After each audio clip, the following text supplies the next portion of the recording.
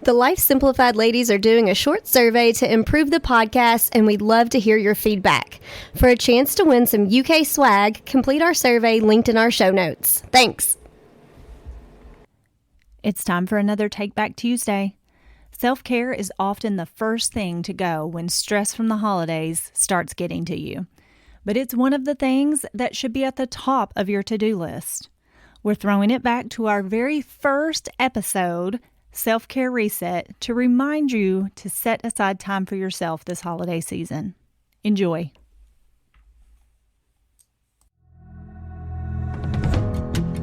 Sometimes life is messy. Have you ever wished you could refocus your mind, home, relationships, and work life? Join us as we use research-based information to make practical changes and simplify life. This is Life Simplified.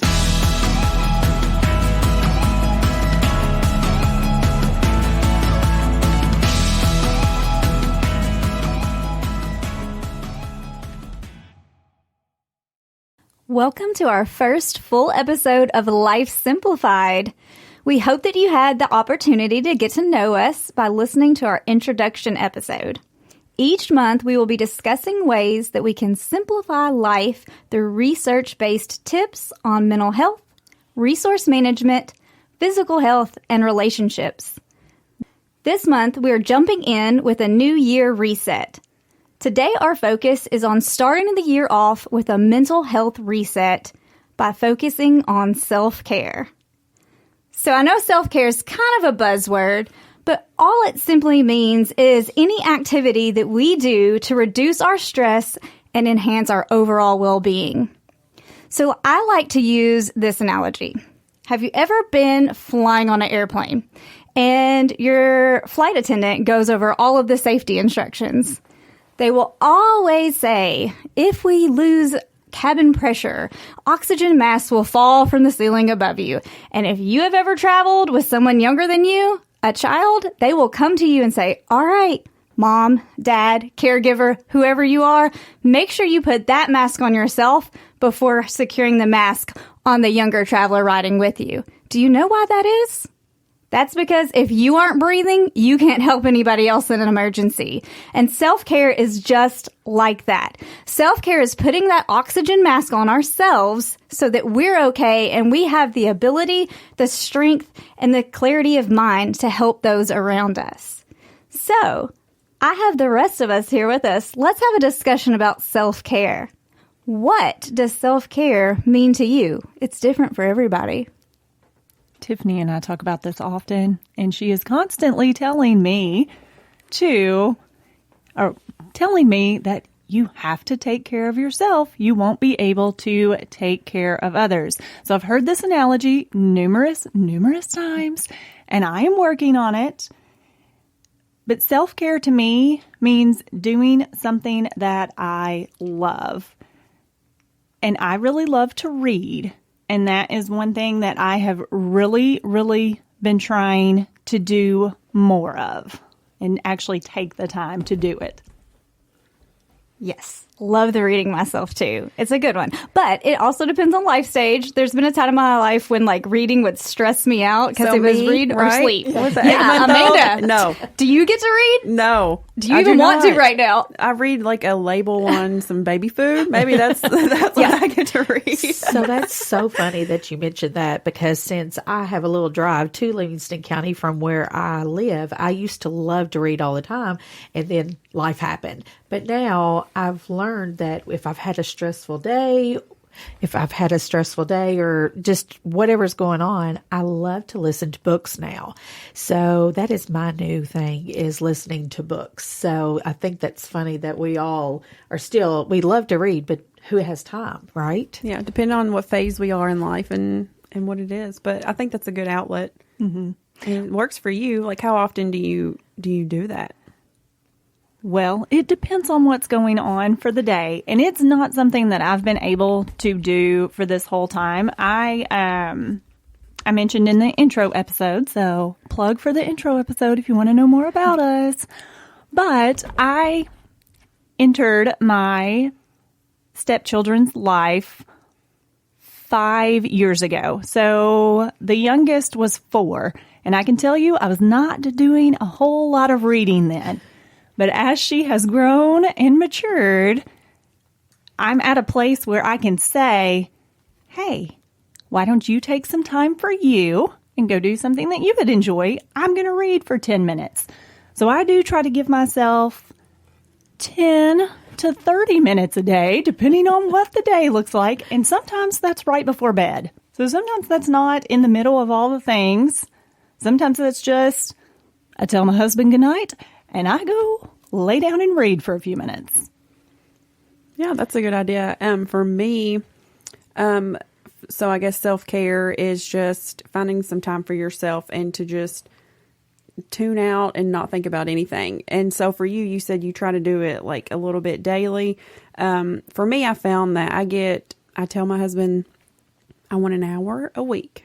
So one time a day, during the week, I just say, I'm going to go run. So whether I run or walk, I like to do it outside just to refresh, or, on the treadmill as it gets colder, of course. But, so mine's just like a 1 hour. I get it most of the time. Sometimes I don't, but even if it is 30 minutes, like I just still try to find that time to just kind of clear my head, to just kind of tune out and forget all of the stressors of everyday life. And that works for me. And that is hard to do. You have a little baby who needs your attention all the time. And so that is really hard in that stage. So I'm glad that you can find that time. I guess for me, what my self-care is I'm still trying to learn it, to be honest with you, because my whole life has been around my children, and my children are still very a part. I mean, they're young adults, but they're still right there in my life. And so I'm still trying to find, but like I told you a while ago, whenever I'm stressed, I listen to books. And a lot of times if I'm at home, I tune out everybody and I put my headphones in and I'm listening to my book. So, but I know as my kids was getting older, I would take time to go get a pedicure. It may not been every month. It may be 3 or 4 months and go have one. But I learned that I could go and tune everybody out and just take a little time for myself, and that it was okay to do, because for the longest time, I didn't think that it was okay. Like I thought that I had to have my children with me 24/7. My husband works out of town, so he's not there all the time.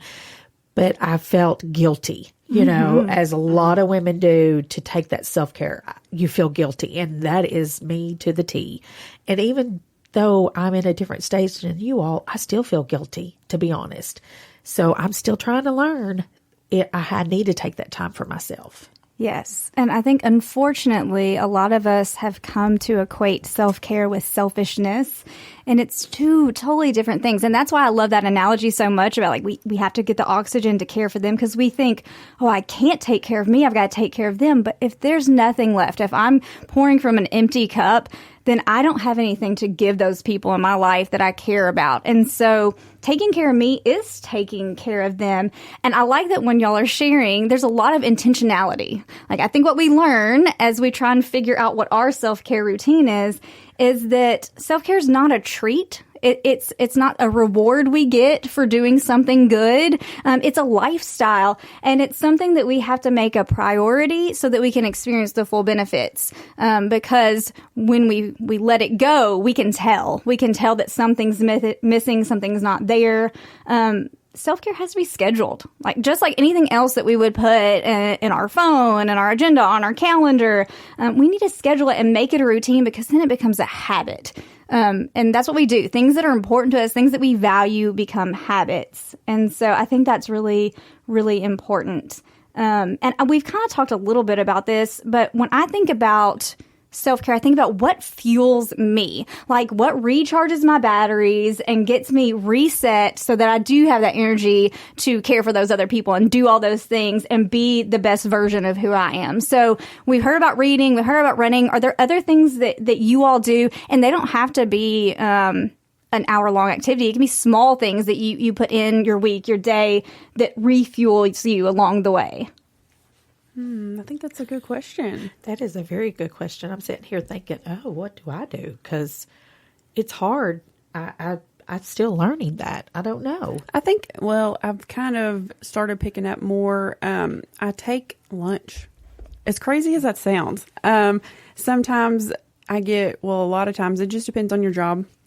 Or if you're, at home, and a lot of people are working from home, it's easy to work and eat or be at your computer or eat at a meeting. You're at a meeting and you don't take that time. And I'm like, so I've tried to intentionally take 30 minutes, so with extension, we're lucky to have an hour-long break, but in reality, a lot of times we don't get it.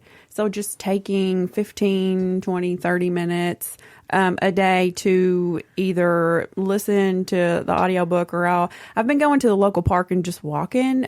So I'm going to have to find what it's going to change to now that it's getting colder. So I'm in the process of trying to think about that too. Or sometimes I'll just call my husband at work and be like, how's your day? Like, just check in because, and you kind of talked about it earlier, like the importance of scheduling it. And I think you have to communicate that to whomever you're living with. And also if you miss it, so I think it's important for them to be able to identify that you need it, or for you or us to identify those people in our lives when they need it and be like, hey, you need a break, you need to go. So yeah, I think that too. Absolutely. I'm glad that you bring up the lunch because I'm not good at that. Like It's that's hard. not a self-care thing that I've done a good job about. And I find myself eating a lot at my desk while going through emails and answering calls, and people will pop in the office. And so, yeah, that's one of those things that is self-care. You think, no, everyone has lunch, but how are you having that lunch? And is it refueling you or stressing you out more?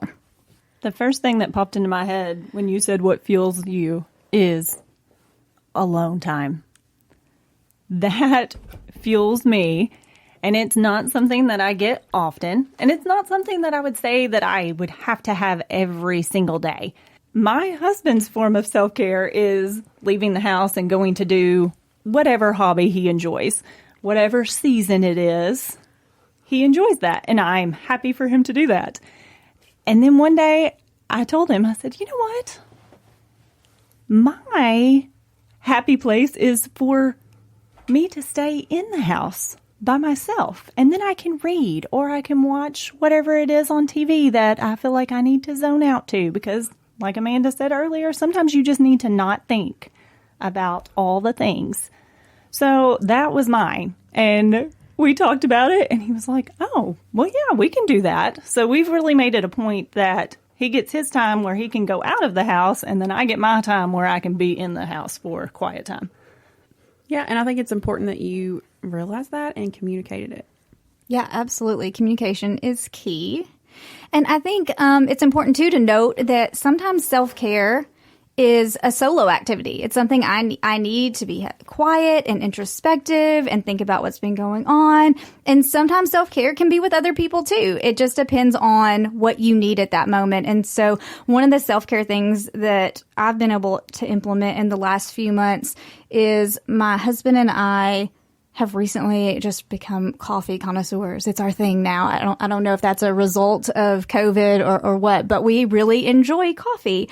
And for the longest time, he would get up early and have his coffee, and then I would grab mine and take it to work with me. And we decided a few months ago, like, okay, I'm going to get up early with him and we'll see how this goes. And now, like, that is one of the most important parts of my self-care routine. And it's not a solo event, and we're not necessarily always getting up early and having these deep, in-depth conversations with each other, but it's just having that quality, quiet time together before we start our day to just kind of start out on the right foot and before we get our kids up. Because if you have kids in your home, you know that sometimes there's not that one-on-one time with your spouse anymore. And so that can be difficult, but that has helped for us. And I think that is so key that, like, when we talk about self-care, it is not one size fits all. It can be alone. It can be with another person. It can be with a group of people. It's all about how it makes you feel and if you feel refueled. I'm glad that you mentioned that. As I mentioned earlier, my husband works out of town, and he is my go-to person. And there may be times I'll talk to him on the way to work or on the way back from work, and we don't talk. You know, he's right there, I'm right there, and we just may just drive down the road not talking. But one thing which we're going to be talking about relationships later on in our podcast, so be looking forward to them episodes. But I'm just going to say this. We decided several years ago that we needed time for ourselves, and he's my calm.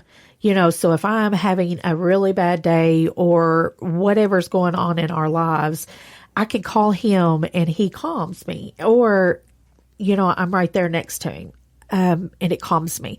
So we started having a Saturday morning breakfast together. So when he's home, that is our time, our thing. That is kind of my self-care. So I think it's interesting that you mentioned that too, because it doesn't always have to be alone. I'm not a good alone person. I will tell you all that. Not everybody is. Yeah. I mean, it's so funny. Me and my kids last night, my oldest son doesn't live with us anymore. He's got his own home and that, but he was coming back up to the house. He was going to stay with us last night. And so I went down to his house, and we take family trips. So my two youngest, I said, okay, family trip. They're all like, let's go, Mom. You know, so that also could be a self-care of having calmness in your family together, especially when they don't live in the home, and, you know, just having them all together. My husband made a mention this morning. He said, was it nice having all three of them in the house? And I said, absolutely. So to me, that's self-care of mental health, you know, of having that calmness that I knew where all three of my kids was. Yeah, definitely. And I love that you said that your self-care is with your spouse, and you know, I think that's a cool thing to do if it fuels you. And I think family nights, family game nights, that can be self-care if it fuels you. And I think it's knowing yourself and knowing what makes me feel re-energized versus what makes me feel completely exhausted. Absolutely. And so that's huge. And yeah, like I think any time that your self-care coincides with communication and family relationship building, that's just a win-win for everybody. Right.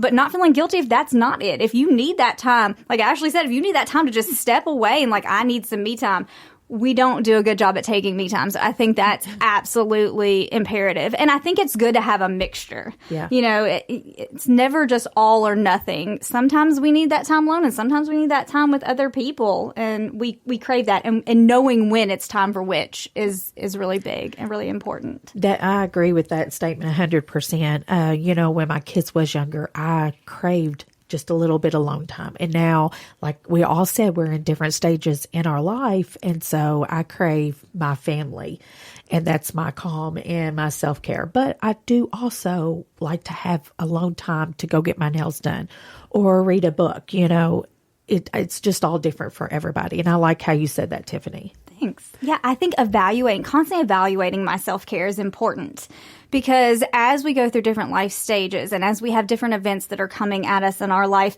what once was self-care may now be stressful. And I have to make sure that I'm aware of that and I can switch it up. Because, you know, like we said earlier, we started with reading, and reading was something I would have done when I was younger. And then when I was in the stage where I had really small children, reading was overwhelming to me because it was like, I can read or I can sleep. And so I'm going to choose sleep at this point because I needed that, you know? Yeah. But now I've kind of rotated back around in my life where I love to read again. And I like to give myself that 30 minutes in the evening to kind of just get away in a book, whatever the book may be. But that's not always going to be the case. Sometimes you're going to have to need to switch it up. And so I think sometimes we think, oh, something's wrong with me. This thing that's always been so great for me isn't working. Well, no, something's not wrong with you. You're transitioning. We're changing. We are ever changing beings. And so the way that we take care of ourselves has to change as well. I think that kind of resonates with me too, because as I mentioned, like I kind of like my alone time to clear my head, but also I have a friend who we've known each other since grade school, and we've still been connected, and she lives away, and she'll come visit, and we used to like go out or go eat or different things like that. Now when she comes to visit, we just sit at the house and watch a movie. And that's okay, you know. But I know, and she's like, I need some Amanda time, and I'm like, I need some Katie time, like, you know. And it's if it's just your friends that come to visit once a month, or you know, if they live far away or however it is. But I think it looks different for different times because, you know, like I said, she'll come visit every once in a while, and she's the same way. And I'm sure, you know, you have those friends that you don't have to talk every day, but when you're together, it's just like you pick up where you left off. And I think that's something else too, because we've talked a lot about like our families and spouses and things like that, but there are different ways too. Yeah. Yeah, absolutely. Absolutely. And I think that's a good segue into our final question for this episode. What would you like to add to your self-care routine? Because we know there's always something we can improve upon. We can add something that we feel like, oh, that would be so great. That would add something to my life and to my self-care routine. So I'm interested, have any of you identified something that you think you'd like to add that maybe just haven't had the opportunity to start yet, but it seems like something you feel would refuel you? Something that I would say for myself is probably being able to go walk or exercise a little bit more. Bingo. Absolutely. Sign me up for that too.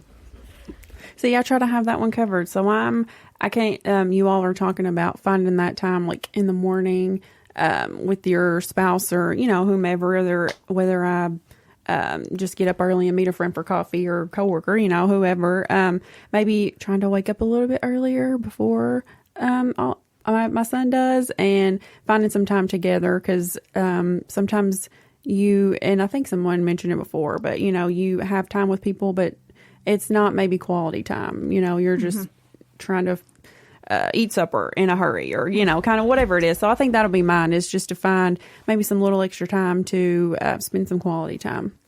I'm with Joni. I would like to go for a walk. That's something that I did a lot more in the past, and I took a lot of time for physical activity, and I have not taken as much time for physical activity. And I do notice that I feel better when I am more active. And we've mentioned that the weather's getting a little colder. This episode will air in January. It's a little colder, and trying to find that time to have that movement. Yeah, I can identify with all of those things. But I think for me, probably, if I were going to add something to my self-care routine, I think I've worked really hard where it comes to my kids and my husband, and even the reading, so having some time to myself. But I think I would like to work on relationships with friends, because it's so easy when you have children and you have a job and you have a partner and you're doing all these things and you're so committed to that you have those friends, but you're like, you're my bestie, but I might not text you back for 2 days, and it's not because you're not important to me. It's just all the things. And so I think those relationships are so vital to us, that we have those connections with people that aren't inside our family, because sometimes there are things going on that I need to process, and someone inside the family is not the person I process that with. I feel you. I'll call my friend and be like, okay, I know I haven't talked to you in a week, but I'm ranting right now. Just listen. And she's like, that's fine. Do what you need to do. Yeah. I think that's a really good thing. Yeah. So I think that's something that I would like to focus on as I reset in this year, as we work on this mental health reset and self-care. I know the things that are working, but that's one of the things I think I would like to improve upon. And it doesn't have to be like, oh, I'm having a girls' night every week, or let's be reasonable. Like, so realistic about what we're planning on doing. Yes. Yeah. We don't want to set ourselves up for failure at the gate, right? Like, let's do something that we can manage, but just reaching out more often, having maybe more telephone conversations, more text messages, being more intentional. And you'll hear me say that a lot. I think like intentionality is key in all of this, particularly with self-care, just intentional. But being more intentional, reaching out to the people that I care about and continuing to keep those relationships strong and active. Because you know what? Life can be difficult. And I think when we have someone that we can reach out to quickly and easily, and we know they're going to be there for us and have our back, that just simplifies life. And that's what we're trying to do, right? Yeah, absolutely. Absolutely. And I love that you said that. So I'm going to give a little plug for an episode coming up when we are talking about resetting our relationships. And these are not necessarily romantic relationships. We're talking about friendships. Mm-hmm. We're talking about relationships with your children, if you have those. And also relationships with your partner. So stay tuned for that upcoming episode. Absolutely. Well, ladies, I have so loved talking about self-care with you all today. Well, I appreciate your challenging questions and trying to get us to think about what we can do to reset and maybe setting those goals for the new year. Yeah, absolutely.